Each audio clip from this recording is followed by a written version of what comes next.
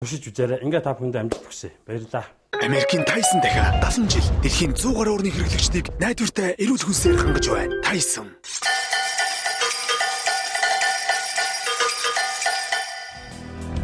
Монголчууд бид эрт үеэс хоол хүнсэндээ махыг хэрэглэж ирсэн. Тэр дундаа үхрийн мах нь хооллоход тохиромжтой шингэт сайтай хоол хүнсэнд ордог. Үхрийн махыг ямар ч хоол хүнсэнд хэрэглэж болох бөгөөд шарж, чанаж, жигнэж идэж болно. Гэхдээ шарсан үхрийн махыг төмстэй хольж идвэл ходоод гидсний чадварт муугаар нөлөөлдөг байна.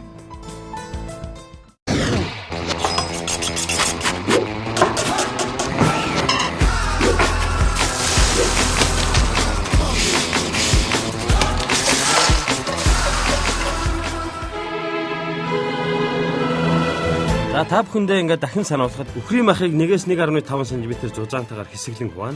Эсвэл илүү зузаан 2 см хэртэй хэрчээд үүнийгээ алхаар эсвэл анжингаар нүдэж хавтгаалж бас болно. Гол махан стейкийг амтаж дарахад сармис, өрдөн перц, оливын тоц зэрэг хэсэглэн. Ингэснээр мах маань илүү зөөлөн амтлаг болно. Амталсан махаа 2-4 цаг хөргөчд хадгалж байгаа шарууд илүү үр дүнтэй. Стейкийг шарахтаа анхаарах зүйл нь хайрлын тавга маш сайн халааж байгаад шарах. Энэ нь маханд утааны амтыг оруулж дээрэс нь илүү сайхан амттай болгодог. Мах шарсан хайрлын тавга дээр удаан дараас нэмж 3-2-ыг ширгээж бага зэргийн цэцгийн тоос нэмснээр сүмс маань бэлэн болно. Стейкийг ногоон салаад шарсан болон жигэнсэн ногоотой идвэл илүү тохиромжтой. Нэвтрүүлэгтэй холбоотой санал хүсэлтээ demi-home-cooking@yahoo.com гэсэн хаягаар илгээгээрэй. Ингээд дараагийн дугаараар та бүхэнд шар хулгууны цутан шүд хийж үзүүлэхээр шийдсэн байгаа. Ингээд та бүхэн нэг ширхэг шар хулгуу, нэг ширхэг жүүрж, сонгон, сармис, дахианы шүд бэлтгээд надтай хамт хийгээрэй. Лавг гарагт иргэн уулзцгаая. Баяртай үзэгчтэй.